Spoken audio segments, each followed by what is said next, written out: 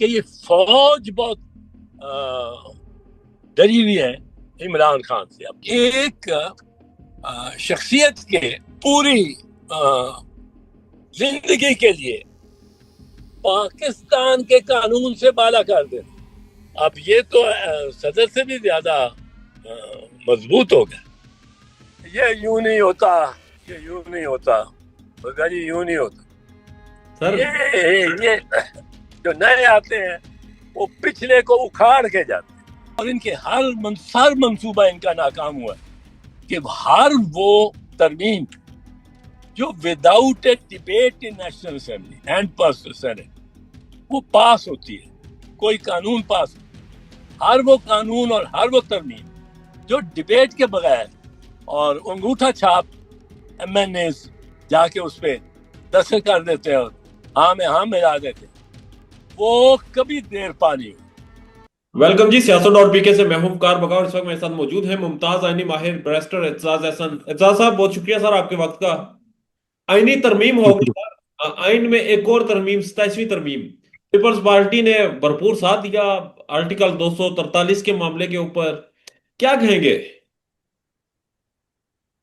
ہم لگتا ہے کہ اپنے سابقہ غلطیوں سے کچھ نہیں سیکھتے, اور یہ میں آپ کو بتا سکتا ہوں صرف اتنا کہ پیپلز پارٹی کے کسی کے پابندے کے پاس بھی اس ترمیم کا مسودہ نہیں تھا, اور آخری وقت میں جو ہم جب ڈسپرس ہوئے تب بھی ہمارے پاس کوئی مسودہ نہیں تھا کہ جس پہ ووٹ کرنا. تو میں نے تو جنرل باتیں کی جن کا میں اب ذکر نہیں کر سکتا آپ سے, پارٹی کے اندر کی باتیں, پر یہ ایک واقعہ ہے کہ کسی کو بھی, پرائم منسٹر کو, سینٹ چیئرمین کو, اسپیکر کو, ایم این اے کسی کو, وزیر کسی کو کے پاس وہ مسودہ تھا جس پہ ووٹ ہونے. اب بغیر مسودہ وہ لوگ اپنے سینے کے ساتھ لگا کے رکھا, کسی کو دکھا بھی نہیں گیا, وزیر اطلاعات کو بھی نہیں پتا, وزیر قانون کو بھی نہیں پتا. تو یہ کون پیچھے بنا رہا تھا؟ اگر کوئی اس میں شک اور شبہ یا ابہام تھا کسی کو, وہ ابہام دور ہو گیا جب اس کا مسودہ سامنے آیا. اور آرٹیکل 243 میں جو وہ تھا, آرٹیکل 243 کا جو ترمیم لائی گئی ہے, ترمیمات لائی گئی ہیں, ان سے تو بالکل ثابت ہو جاتا ہے کہ ہاتھ کس کا تھا. اور کیونکہ ایک شخصیت کے بے انتہا اس کو مقتدر کرنا, اور پھر اس میں اسی شخصیت کو پوری زندگی کے لیے پاکستان کے قانون سے بالا کر دینا. اب یہ تو صدر بھی نہیں ہوتا ایسا. صدر بھی اپنے عہدے تک, جس وقت تک اس کا عہدہ ہے, صدر کو کوئی گرفتار نہیں کر سکتا, صدر پہ کوئی کیس نہیں بنا سکتا کرمنل فوجداری کے, صدر پہ کوئی اس کو کوئی وارنٹ اس کے نہیں جاری کر سکتا, کوئی سمنز اس کو نہیں بھیج سکتا جب تک وہ صدر ہے. لیکن جب وہ صدارت سے ہٹ جاتا ہے تو ہی لائک این آرڈنری مین, اور اس کا عام آدمی جیسے اس کی پوزیشن ہو جاتی ہے. لیکن یہاں جو دلچسپ بات ہے کہ آرٹیکل 243 میں یہ بھی کہا گیا ہے کہ جو فیلڈ مارشل کی پوزیشن ہے وہ تاحیات اس دفتر میں رہ گئے, اور ایک دفعہ وہ تاحیات دفتر میں رہ گئے تو وہ جو فارمر فیلڈ مارشل تو کہلائیں گے نہیں, نہ فارمر آرمی چیف کہلائیں گے. He will still be called the field marshal. That he may be called for life. ساری زندگی وہ اس جو ان کو ایک اعزازی ملا ہے خطاب, وہ رکھے اپنے پاس. پر اس سے جو بیچ میں آرٹیکل 243 میں یہ بھی لکھا کہ آپ جو ہے آپ وہ پریویلیج بھی انجوائے کریں گے اور رہیں گے فار لائف. اور آرمی چیف بھی آپ 5 سال کے لیے ہو گئے اور اس کو نام انہوں نے بدل دیا ہے آرمی چیف کا. آرمی چیف کی جگہ چیف آف آرمی اسٹاف کی جگہ ہی will be called the chief of defence staff. اب چیف آف ڈیفense اسٹاف کے تحت کے ذریعے جو آرمی چیف جو ایئر فورس چیف اور نیوی کے چیف ہیں وہ بھی آپ کے ماتحت ہو جاتے. سو آپ ایک طرح سے you are the premier armed forces chief, جو ساری آرم فورسز پر آپ کا حکم چلے گا. اب اس میں یہ ایک بڑی عجیب سی بات ہے کہ آپ نے آرٹیکل 248 کا جو استثناء ہے جو صدر کے لیے اویلیبل ہے صرف آئین کے تحت, اور کسی کو اس استحقاق کو استعمال کرنے کا حق نہیں ہے, وہ آپ نہ صرف فیلڈ مارشل کو دے رہے ہیں, فیلڈ مارشل کو تاحیات اس کے جو اس عہدے فیلڈ مارشل کے ہوتے اور آرمی چیف کے ہوتے یا پریزیڈنٹ کے عہدے کے جو تحفظ پریزیڈنٹ کو صرف اس دورانیے کے لیے ملا ہے جو دورانیہ اس کا صدارت کا ہے. صدارت سے اترے تو اگر اس نے بطور صدر کوئی قتل کرایا ہوتا ہے, کسی کو مارا پٹوایا ہوتا ہے, کسی کی زمین پہ قبضہ کیا ہوتا ہے, تو اس پہ یہ سب مقدمے چل سکتے ہیں اور فیلڈ مارشل پہ نہیں چل سکے. اب یہ تو صدر سے بھی زیادہ مضبوط ہو گیا. ٹھیک ہے, یہ تو چلے ان کو پریولیجز جو ملیں گے, اختیارات ان کے پاس کیا کیا ہوں گے فیلڈ مارشل صاحب کے پاس؟ اور ظاہر سی بات ہے جب تک وہ آرمی چیف یا چیف آف ڈیفenس سٹاف ہیں, اس کے بعد 5 سال کی مدت کے بعد ان کے پاس کیا اختیارات ہوں گے؟ نہیں, اس کے بعد ان کے پاس اپنی ٹوپی ہوگی فیلڈ مارشل کی, کندھے پہ ستارے ہوں گے, 5 ستارے ہوں گے فیلڈ مارشل کے, اور ان کے پاس وہ مراعات تنخواہ وغیرہ ملے گی, اور ان کا کمانڈ کوئی نہیں ہوگا. وہ کمانڈ کوئی نہیں.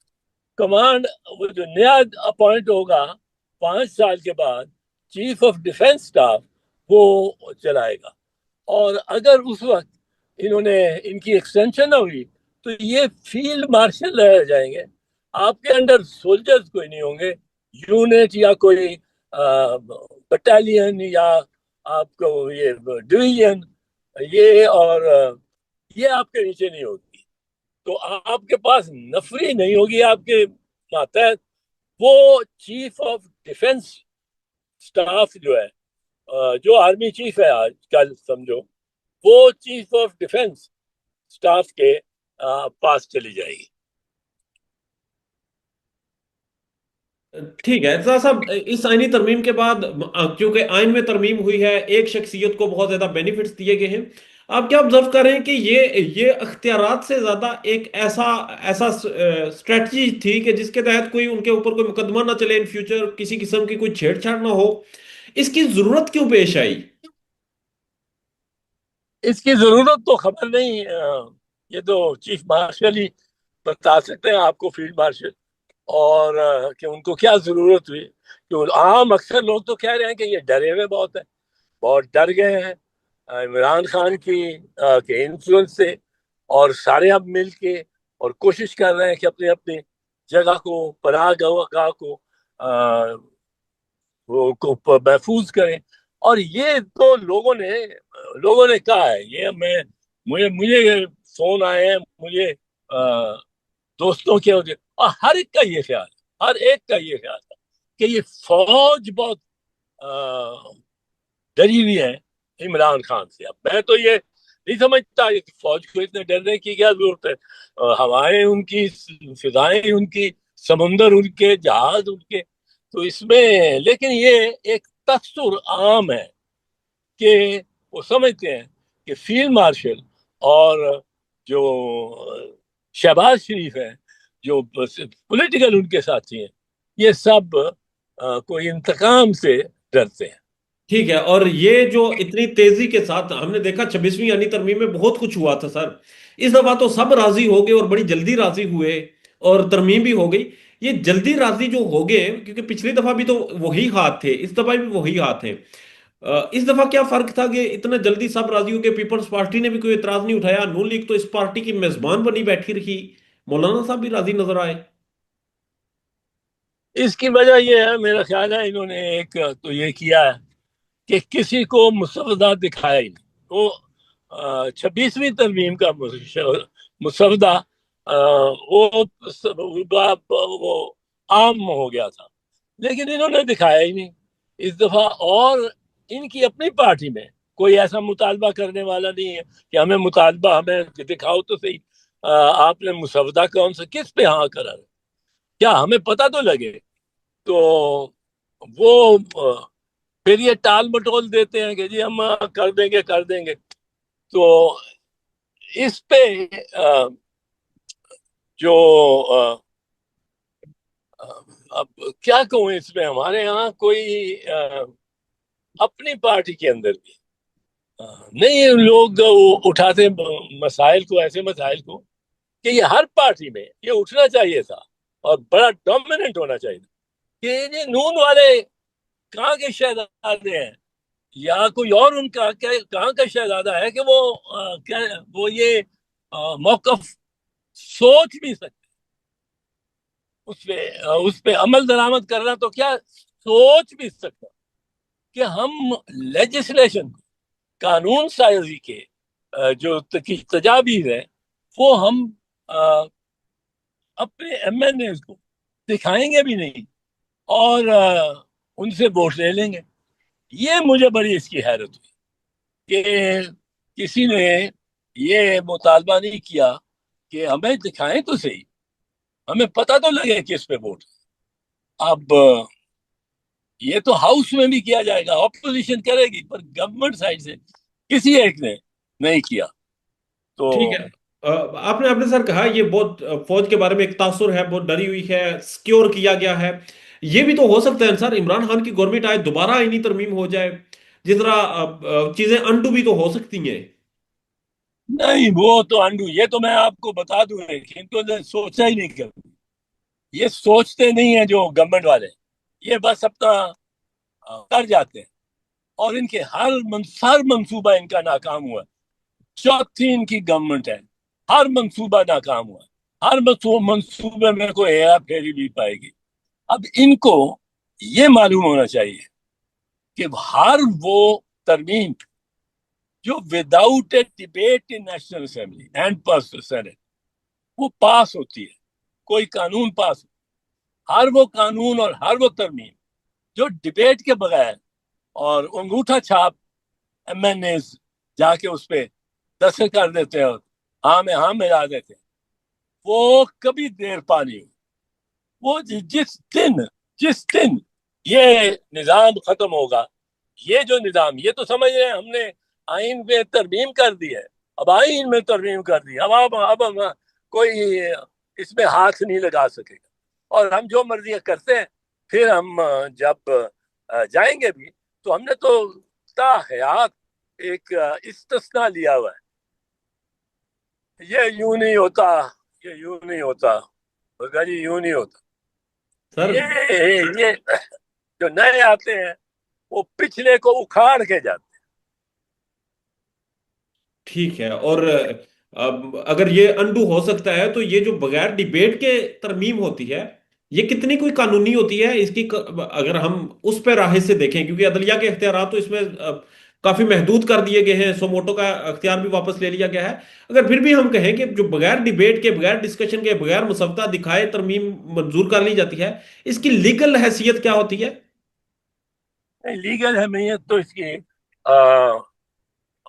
ہوتی ہے میرے دل میں مانتا نہیں ہوں، پر بہرحال جوڈیشری اس کو ایکسپٹ کر لیتی ہے، اس پہ کام کرنا شروع کر دیتی ہے، اس کو فالو کرنا شروع کر دیتی ہے، اور پھر وہ ساری ایڈمنسٹریشن، ساری جو بیوروکریسی اور نوکر، وہ سب اس کو ایکسپٹ کر لیتے ہیں، اپنا لیتے ہیں اور اس پہ چلنا شروع کر دیتے ہیں۔ تو اس لیے اس کو کچھ ایک کلر آف لیجیٹیمیسی ملتا ہے اس کو. کلر, اس کو لیجٹ کہتے ہیں, کلر آف وہ مناسب اور قانونی نظر آتی ہے. اب یہ چیز آپ اس کو چھوڑیں, کلر آف لیجیٹیمیسی پر چلنے ہو تو یہاں کوئی,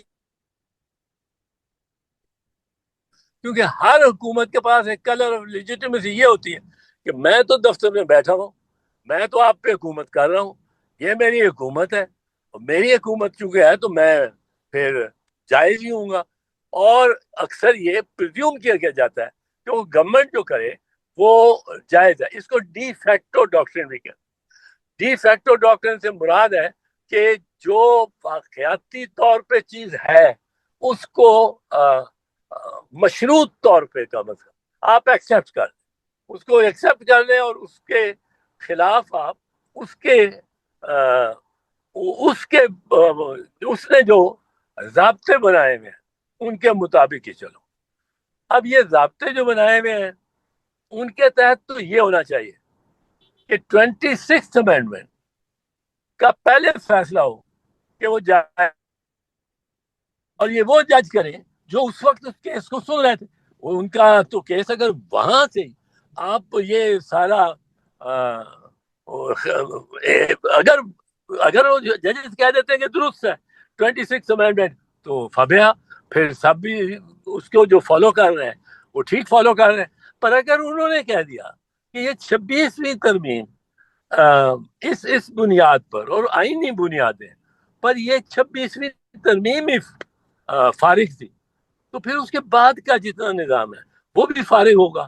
اگر پلینتھ غلط ہے اور وہ آپ نے تجاوز پہ بنائی دی ہے, یا اگر آپ کی اس کی فاؤنڈیشن, تو پھر تا کجا سریا آپ اس پہلی اینٹ کو غلط لگا کے سریا تک, آسمانوں تک وہ دیوار کھڑی رہے کر دیں, وہ کج ہی رہے گی, یعنی وہ ٹیڑھی ہی رہے گی. تو یہ پھر وہ تو پھر اس کے اوپر جو بناؤ وہ انلیگل ہے. ٹھیک ہے. اور یہ جو عدلیہ کے ساتھ ہوا اس ترمیم میں سر سو موٹو کا اختیار واپس لیا گیا, اور یہ جو باقی چیزیں ان کے اوپر کیا انالیسس ہے آپ کا؟ عدلیہ تو خود ذمہ دار ہے اپنے اوپر زخم لگوانے کے لیے. میں اس کو اپنی ڈیفینڈ کرتا ہوں, میں کرنے کو تیار نہیں ہوں. کیا یہ ججز یہی واپس آ جائیں گے, یہی معتبر ہو جائیں گے, اور ان کو 70 سال کی عمر تک جو ان کو بڑھا دیا ہے, ان کو تو آئین کے خلاف بغاوت پہ ان کا ہونا چاہیے, مقدمے چلنے چاہیے. ٹھیک ہے. اور اس کو سم اپ اگر ہم کریں آخر میں, آپ مجھے یہ بتا دیں کہ اس میں ساری سیاسی جماعتیں شامل تھی, اسٹیبلشمنٹ شامل تھی, عدلیہ شامل تھی. اپوز کون کرے گا سر؟ پیپلز پارٹی پاکستان تحریک انصاف اسے اپوز کرتی ہوئی آپ کو نظر آ رہی ہے؟ نہیں, انہوں نے کیا, ان کے لیڈر آف دی اپوزیشن نے, راجہ صاحب نے بڑا, ناصر راجہ, انہوں نے بڑی مؤثر تقریر کی ہے.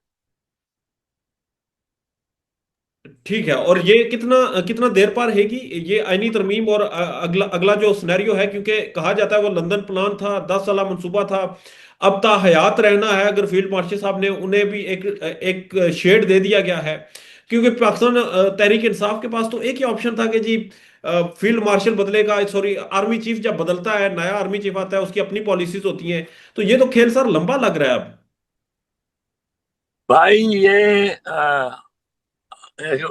بہت سے لوگوں کو تو یہ اس فیلڈ مارشل پہ نہیں, بہت سے لوگوں کو تو ٹرمپ پہ بڑی امیدیں تھیں کہ ٹرمپ آ گیا تو ہم آ گئے. لیکن یہ جو انہوں نے کیا ہے, یہ ریت کی دیوار بنائی ہے. یاد رکھنا, یہ ریت کی دیوار ہے, اور جتنا یہ اس کو اتنا مزاحیہ قسم کا کھیل بنا دیں گے, اور وہ تو انہوں نے تو بنایا ہوا مزاحیہ کھیل. یہ جو پرائم منسٹر ہے, پرائم منسٹر ادھر آئینی ترمیم پاس ہو رہی ہے, ادھر وہ اپنے اپنا امیج, اپنا قد بڑھاتا پھرتا ہے انٹرنیشنل فورم میں, کوئی ادھر ادھر. وہ پتہ نہیں ان 3 دنوں میں بھی کوئی 4 ملکوں سے ہوا ہے, تو وہ اس نے تو مذاق بنا دیا. اور پھر اب اس کی بیٹی چل پڑی ہے. اور یہ مجھے کیا اس کا انٹرنیشنل کیا امیج بنے گا؟ یہ جو آئینی ترمیم ہو رہی ہے، 26ویں تھی، اب 27ویں بھی ہو گئی ہے، ان کا بین الاقوامی سطح پر کیا کوئی تاثر بنتا ہے؟ لوگ اس کے اوپر بات کرتے ہیں، سوچتے ہیں، ڈسکشن ہوتی ہے؟ نہیں کرتے ہیں وہ، انہوں نے بڑے ماہر رکھے ہوتے ہیں جو ان باتوں میں ہر چیز کو دیکھتے ہیں، اور پاکستان کو تو بڑا مایوپکلی دیکھا جاتا ہے۔